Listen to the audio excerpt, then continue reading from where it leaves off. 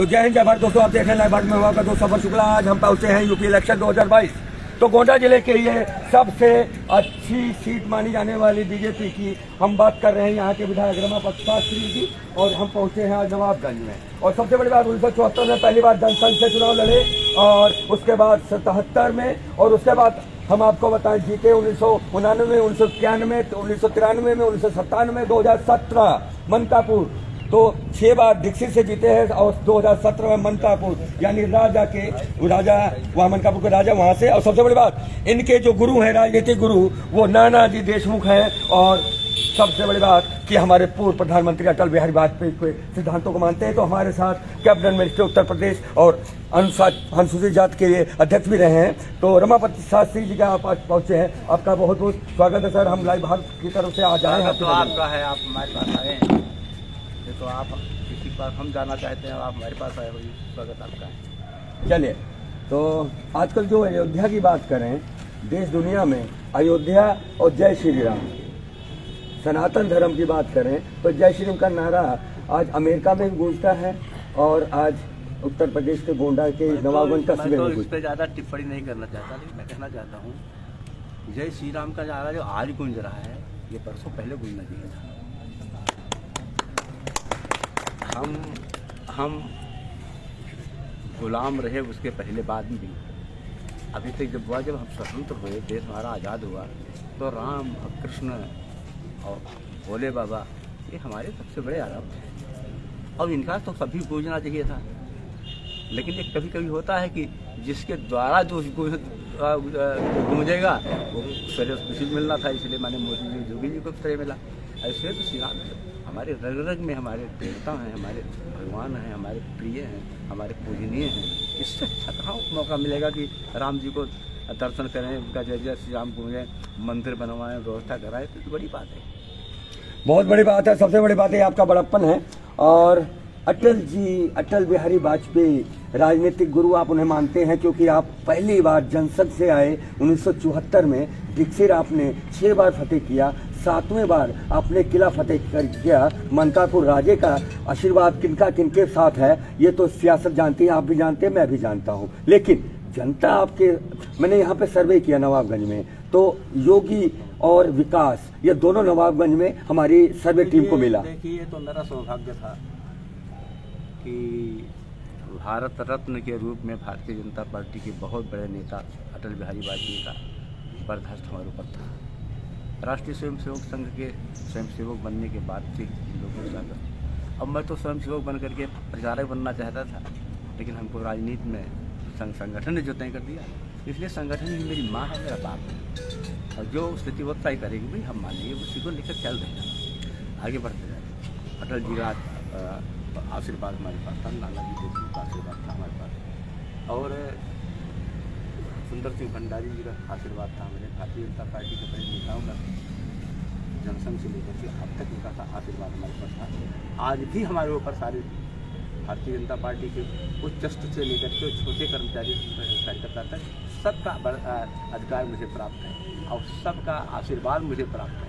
मैंने अपने जीवन में कोशिश किया कि अगर हम किसी का अच्छा नहीं कर सकते, अपने हाथ से बेचारा सब पूरा कर सकते। भारतीय जनता पार्टी मेरी माँ है, मेरे बाप है, और उसी के रूप में हम चलते हैं। जैसा निर्णय करते हैं वैसा हम करते रहते हैं। आज भी जो निर्णय करते हैं वो करेंगे, जहाँ लगा देंगे वहाँ लग जाएंगे, जहाँ कह देंगे कहाँ चले जाएंगे, जो हमको सौंप देंगे वो हम करके ले आएंगे।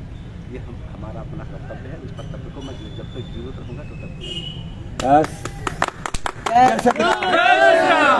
तो जय श्री राम के यहाँ पे गूंज रहे नारे रमापति शास्त्री समाज कल्याण मंत्री या समाज कल्याण मंत्री होने के नाते ये भी मैं बात आपसे पूछूंगा। लेकिन एक बात मेरे दिल में जो कौंध रही है उससे मैं पूछना चाहता हूँ कि ऐसे कौन से आपके पास संस्कार हैं, ऐसे कौन से आपने जनसंघ ने आपको, ऐसी अटल जी ने और नानाजी देशमुख जी ने इतनी महान हस्तियों के सानिध्य पाकर ऐसे कौन से आपके पास संस्कार हैं कि जनता ने आपको, आधी सदी आपकी सियासत में बीतने वाली है, 77 और आपकी बात कर लें तो 45 के आसपास होंगे, आधी सदी सियासत में बेदाग चेहरा रमापति शास्त्री, आखिर बेदाग क्यों? और सियासत बड़ी गंदी है। ये तो जनता का प्यार है और संगठन का आशीर्वाद है। हम अपने जीवन में कभी भी इस प्रकार से करने के लिए कोई ऐसी बात नहीं उठाई कदम, और जो मैं मिला उसी में हम बसर किए, उसी में चर्चा किए, उसी में काम कर रहे हैं, चलते जाते हैं। क्यों मान रही है तो वो जाने, मैंने अपने कोशिश किया कि कभी भी हमसे कोई गलती न होने पावे और किसी प्रकार से कोई ऐसी स्थिति न होने पावे। संघ ने हमको प्रोटेक्ट किया, भारतीय जनता पार्टी ने हमको आगे बढ़ाया। अब ये हमारा सौभाग्य है, हमारे जैसे बहुत अंतिम पायदान पर खड़े व्यक्ति को यहाँ तक ले आई है, तो भारतीय जनता पार्टी की बड़ी कृपा है और राष्ट्रीय स्वयंसेवक संघ की कृपा है। सर यहाँ पर रंग बदलती, गेटगेट से ज़्यादा सियासत रंग बदलती है। 2 सीटों से आप इस समय राज कर रहे हैं। भाई बीजेपी की बात करें, मेरे दोस्त हैं, महासचिव हैं तरुण चुग जी, वो मेरे अच्छे मित्र हैं। अभी 2 दिन पहले भी मेरी बात हुई, भारतीय जनता पार्टी के नेशनल राष्ट्रीय महासचिव हैं। भाजपा में आप 77 में जनसंघ से जुड़े और अब तक आपने कोई पाला 74 मेरा जन्म है। हम अपना जन्म के 2 साल बाद आपकी राजनीति कैरियर शुरू हुआ। तो सर इतने साल 2 से देश में राज करना, मोदी योगी माया अब हो रही है, अब जुड़े रहे इससे बिल्कुल संगठन से, और बेदाग चेहरा, और जनता ने आप पे विश्वास किया, सत्ते पे सत्ता फेल हो गया और आप 7वीं बार एमएलए बन गए। तो जनता का विश्वास आप पर आपके विकास कार्यों को लेकर है या नहीं, सुनेगा, विकास कार्यों को लेकर है या जनता के दरबार में आप पूजे जाते हैं? मैं तो विकास कार्यों को भी जहाँ तक लगा लिए, और कार्यकर्ता होने के नाते मैंने अपने कभी नेता नहीं माना, हमने कभी विधायक नहीं माना, कभी मंत्री नहीं माना, और हम अपने कार्यकर्ताओं के साथ मिलजुल करके काम करते रहते हैं, उनके साथ बैठे काम करते हैं, उन्हीं के साथ खाना, उन्हीं के साथ दौड़ना, उन्हीं के साथ चलना, उन्हीं के साथ कार्यक्रम करना, ये हमारा अपना कर्तव्य है। भारतीय जनता पार्टी तो एक ऐसी संस्था है, एक ऐसी व्यवस्था है जो देश के लिए काम करने आई, व्यक्ति के लिए काम नहीं करने आई है। इसलिए अटल बिहारी वाजपेयी से लेकर के आदरणीय योगी जी और मोदी जी, आदरणीय अमित शाह जी, आदरणीय राजनाथ सिंह जी, ऐसे सारे नेता हमको मिल गए हैं जो वहीं से संस्कारित होकर के यहाँ तक आए हैं, और वो संस्कार आज आने वाले आगे दिन में भी सबको मिलता रहेगा, सबको भी मिलता रहेगा।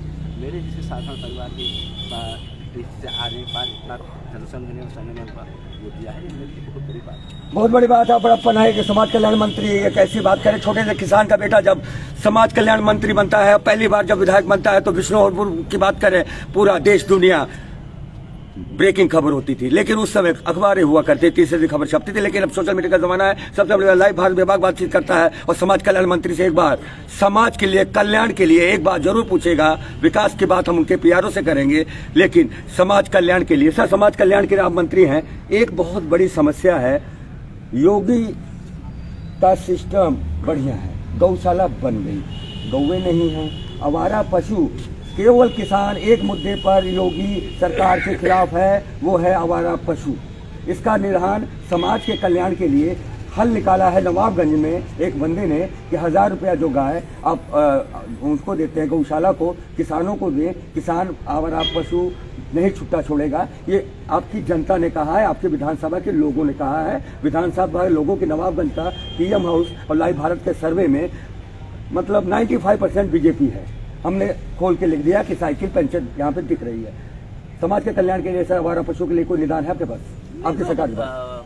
योगी जी की सरकार ने उसके निदान के लिए व्यवस्था बना दी है, और न्याय पंचायत स्तर पर गौशालाएँ खोली जा रही, व्यवस्था की जा रही है, उसके लिए हम पैसा दे रहे हैं, व्यवस्था कर रहे हैं। और योगी जी और मोदी जी इस पर बहुत गंभीरता से ले रहे हैं, और जनता से भी अपील है जिस प्रकार से वो पालन करते थे उस पर पालन कर दीजिए, कहीं परेशानी हो तो सरकार को बताइए, उसका भी निराकरण किया जाएगा। सर योगी मोदी आप गारंटी ले रहे हैं, मैं भी गारंटी ले लेता हूं, क्योंकि काम दिखता है। गौशाला उन्होंने बनाई, 1000 रुपया प्रति गाय के देते हैं, पर नीचे वाले ना सोच जो है, नीचे पैसा खाई जा रहे हैं, तो उस पर भी समाज कल्याण के लिए आप कोई लगवाइए ना जांच कि सभी गौशालाओं की ऑडिट करवाइए, कहाँ कितनी गायें आवारा हैं और कितने परवरिश हो रही हैं। 100 दिखाते हैं, 10 रखते हैं, 90 खा जाते हैं। मैं नहीं कहता, जनता कहती, सर्वे कहता है।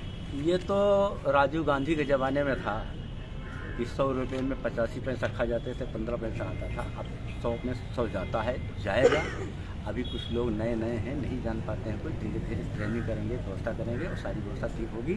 और योगी जी और मोदी जी इस पर बहुत चिंतित हैं, जनता भी, भारतीय जनता पार्टी का कार्यकर्ता भी और आम वोटर भी चिंतित है, और इसका कोई न कोई निष्कर्ष निकाला जाएगा, व्यवस्था ठीक। चलिए यूपी वाले सुन लीजिए, अगर आप, सबसे बड़ी बात है, कल नवाबगंज में हमें किसी ने कहा था कि ये गायें आवारा गायें हैं, ये योगी जी ने तो नहीं छोड़ी हैं। बहुत बड़ी बात की थी, हल भी किया था कि 1000 रुपया हमको दिया जाए तो किसान नहीं छोड़ेगा। लेकिन आवारा पशुओं की बात समाज के कल्याण के लिए हमें समाज कल्याण मंत्री तक पहुंचाई। अब हम उनके पीआरओ हमारे साथ दुबे जी हैं, उनसे भी बात करेंगे। और विकास कार्य क्या हुआ सर, क्योंकि लेखा जोखा विकास को संभालने वाले पीआरओ साहब, क्या हुआ विकास कार्य बताइएगा जी, विकास कार्य हमें बताइएगा और संक्षेप में बताइए। 2017 विधानसभा चुनाव से पहले मनकापुर विधानसभा में विरासत में टूटी फूटी सड़कें मिली थी, जिसको माननीय मंत्री ने चुनाव जीतने के बाद उसको नवनिर्माण कराने का प्रयास किया। जैसे नवाबगंज से मनकापुर की सड़क गड्ढों में तब्दील हो चुकी थी। मनकापुर से दतौली की सड़क गड्ढों में तब्दील हो गई थी। किशुनदासपुर से कटरा तक की सड़क गड्ढों में तब्दील हो चुकी थी, जिसका नवनिर्माण कराने का प्रयास किया गया। वो काम पूरा भी किया। दर्जी कुआं से बभनान तक की सड़क गड्ढों में तब्दील हो चुकी थी, जिसको बनाने का काम किया। पुल बनाने का काम किया। यही माझारहाट में, नवाबगंज ब्लॉक में माझारहाट में जरही नाले पे सेतु निगम द्वारा लगभग 9 करोड़ से ज़्यादा की लागत से पुल बनाया जा रहा है, जो जहां सिर्फ यादव बिरादरी के लोग रहते हैं। भारतीय जनता पार्टी सबका साथ सबका विकास नारे पे काम करती है, जबकि लोग ये भी कहते हैं कि यादव समाज भारतीय जनता पार्टी को वोट नहीं देता है, लेकिन भारतीय जनता पार्टी के विधायक, भारतीय जनता पार्टी सरकार के मंत्री वहाँ भी पुल बनाने का काम किए। वहाँ पुल आज भी बन रहा है। समाज कल्याण विभाग से ATS विद्यालय का निर्माण सिसवा में कराया जा रहा है। श्रम विभाग की तरफ से अटल आवासीय विद्यालय का निर्माण सिसवा मनकापुर में कराया जा रहा है। बिजली के क्षेत्र में 3 सब स्टेशन बनाए गए। वजीरगंज, टिकरी में बहादुरा, नवाबगंज में उमरिया। नवाबगंज नगर पालिका क्षेत्र में दर्जनों ट्रांसफार्मर की स्थापना कराई गई, जिससे विद्युत आपूर्ति निर्बाध रूप से जनता को मिले। आज भारतीय जनता पार्टी की सरकार में, जब से माननीय मोदी जी इस देश के प्रधानमंत्री बने हैं 2014 से, 2017 से पहले इस कस्बे में या क्षेत्र के लोग 7 घंटे से ज्यादा बिजली नहीं पाते थे। आज ये मैं दावे के साथ कह सकता हूँ कि 18 घंटे बिजली निर्बाध रूप से जनता को प्राप्त हो रही है। तो शिक्षा के क्षेत्र में, स्वास्थ्य के क्षेत्र में मैंने उमरिया प्राथमिक स्वास्थ्य केंद्र बनाने का काम किया है। वो निर्माणाधीन है, लगभग पूरा हो चुका है। सिर्फ 20% को काम बाकी है और उसका निर्माण भी हो गया। ये मैं दावे के साथ कह सकता हूँ कि माननीय मंत्री के विधानसभा क्षेत्र में स्वास्थ्य विभाग की तरफ से बहुत अमूलचूल कार्य किया गया है। माननीय मंत्री ने अपने विधायक निधि से 30 लाख रुपया कोविड मरीजों के लिए ऑक्सीजन प्लांट लगाने के लिए जिले को प्रदान किया गया था, जिसका उद्घाटन और शिलान्यास माननीय मुख्यमंत्री द्वारा कर दिया गया है। जिले में ऑक्सीजन प्लांट की स्थापना हो गई है जिला चिकित्सालय स्तर पे। तो स्वास्थ्य, शिक्षा, सड़क, बिजली, जगह जगह गौशालाएं भी बनाई गई हैं। अभी माननीय मंत्री ने 1 हफ्ता पहले मनकापुर के मधुपुर में गौशाला का उद्घाटन किया है। नवाबगंज नगर पालिका की तरफ से एक बड़ी गौशाला बनाई गई है, जिसका अभी तक लोकार्पण किन्हीं कारणों से नहीं हो पाया है। जो नवाबगंज के ब्लॉक के कल्याणपुर ग्राम सभा में निर्माण उसका पूरा हो चुका है। ये आवारा पशुओं के रहने के लिए बड़ी गौशाला की स्थापना कराई गई है, जिसमें 200 से ज्यादा गौवंश के रहने की व्यवस्था की गई। तो स्वास्थ्य, शिक्षा, सड़क, गौशाला, हर क्षेत्र में भारतीय जनता पार्टी ने सबका साथ सबका विकास के नारे पे काम किया है और क्षेत्र की जनता को मूलभूत सुविधाओं से जोड़ने का प्रयास किया। बहुत बड़ी बात की है प्यारो साहब ने। प्यारो साहब एक बार बताइएगा, विकास के कार्यों का आपने सुना दिया, सब कुछ किया, ये कागजों में है, सब कुछ है या हकीकत में है, पर विपक्ष जो है वो तो मुद्दा कोई होगा ही। इस बार विपक्ष के पास आपको लगता है कोई मुद्दा? राम मंदिर का मुद्दा तो उनके पास है ही नहीं, क्योंकि गोलियां उन्होंने चलवाई किस मुंह से। पर वो जो इस समय, एक बार बताइएगा, वो सियासत ही क्या जो क्षेत्रीयवाद और या जातिवाद करे? मैं समझता हूँ शहर का विकास, देश का विकास, धरती हमारी माँ है, करप्शन रहित समाज मिलना चाहिए। समाज कल्याण मंत्री ने के काल में कानून व्यवस्था और पिछले सपा सरकार की कानून व्यवस्था या हाथी वाली कानून व्यवस्था कितना बदलाव आप देखते हैं? क्योंकि PRO आप कई सालों से हैं, आपने सियासत भी देखी है, विपक्ष में रहे तब भी देखा है, तो कानून व्यवस्था के बारे में क्या कहेंगे आप? कानून व्यवस्था हमारी सरकार ने नंबर 1 का प्रदान किया है पूरे प्रदेश में। भारतीय जनता पार्टी की सरकार ने कानून व्यवस्था में अमूलचूल परिवर्तन किया है। एक जमाना था जब गुंडई, छीना झपटी, लूट, हत्या, डकैती ये प्रदेश में चरम पे थी। आज उसका आप पूरे प्रदेश का रिकॉर्ड देखोगे तो वो निचले पायदान पे आ गया है। और इस बात को जनता कहती है, मैं नहीं कहता हूँ। आप जनता से बात करोगे तो बताएगी कि लूटपाट और डकैती और कब्जेदारी बंद हुई।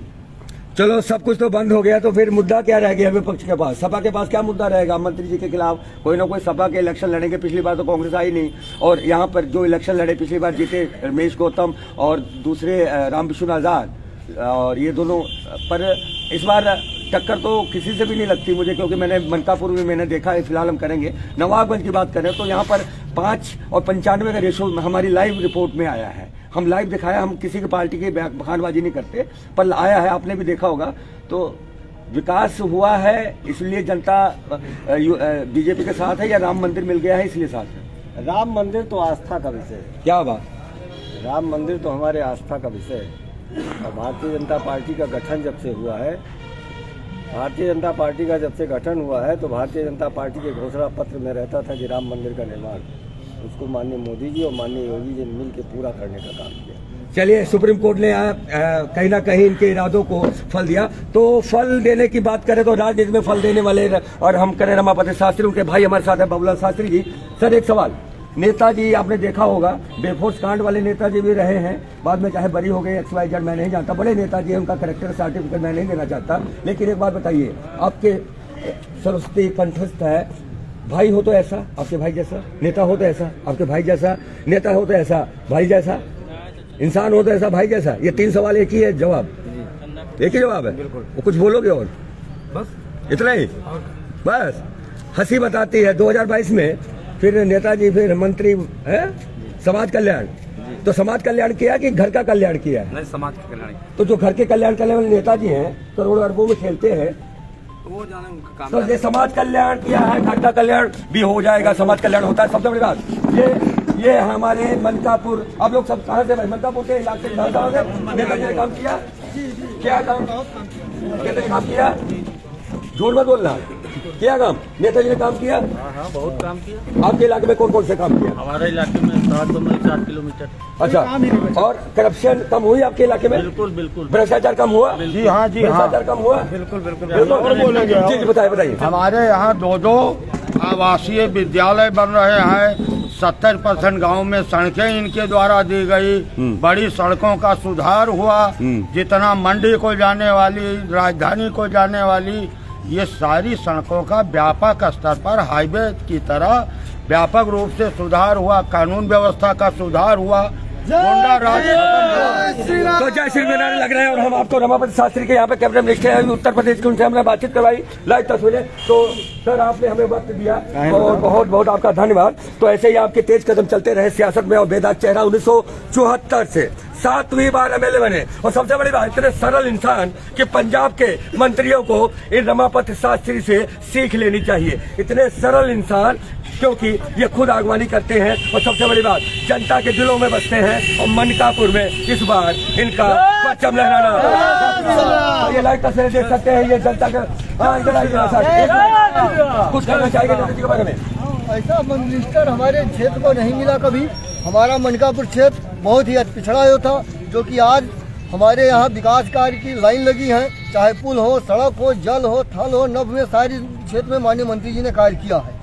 बहुत बड़ी बात है। सबसे बड़ी बात रमापति शास्त्री जी, आपका बहुत बहुत धन्यवाद। आपने लाइव भारत को इलेक्शन 2022 चुनाव के तहत आपने अपना कीमती वक्त दिया। लाइव भारत की टीम से कैलाश प्रजापति, मैं लाइव भारत सफर शुक्ला और मेरी सारी टीम, मेरे सहयोगी, आपका बहुत बहुत धन्यवाद करते हैं। हमने धन्यवाद, आपको भी धन्यवाद। चलिए मुस्कुराते हुए हम विदा लेते हैं। तालियां बज रही हैं, तालियां बज रही है, जय श्री के नारे लगे हैं, तालियां बज रही है। और इसी हिसाब से यारो साहब आपके कदम ऐसे ही बढ़ते रहे दुबे। और सबसे बड़ी बात है कि मंत्री जी से ये सुरक्षा कर्मी तन तो नहीं आ जाते। मंत्री तो 14-14, 15-15 घंटे बाहर रहते हैं कहीं। सुरक्षा कर्मी माननीय मंत्री के साथ परिवार की तरीके, परिवार की तरह, क्या बात है, परिवार की तरह है। पूरा मनकापुर परिवार बन गया है रमापति शास्त्री का। ये नवाबगंज की रिपोर्ट है, रमापति शास्त्री का पूरा परिवार, यानी मनकापुर दीक्षित 6 बार जीता मनकापुर, पिछली बार जीता, इस बार भी जीतने की तैयारी है। हमने बात की उनसे, रमापति शास्त्री ये कैबिनेट मिनिस्टर, समाज कल्याण मंत्री। सबसे बड़ा सवाल समाज के कल्याण के लिए, हमारा पशुओं के लिए क्या निदान है मंत्री जी के पास, ये भी हमने सवाल पूछा, उन्होंने जवाब दिया। आप भी देख रहे थे लाइव भारत, और हमने हर सवाल में बाकी से बातचीत किया और हम सच के सिवा कुछ नहीं दिखाते। ये स्पेशल रिपोर्ट कैलाश प्रजापति के साथ सफर शुक्ला। जय हिंद, जय भारत।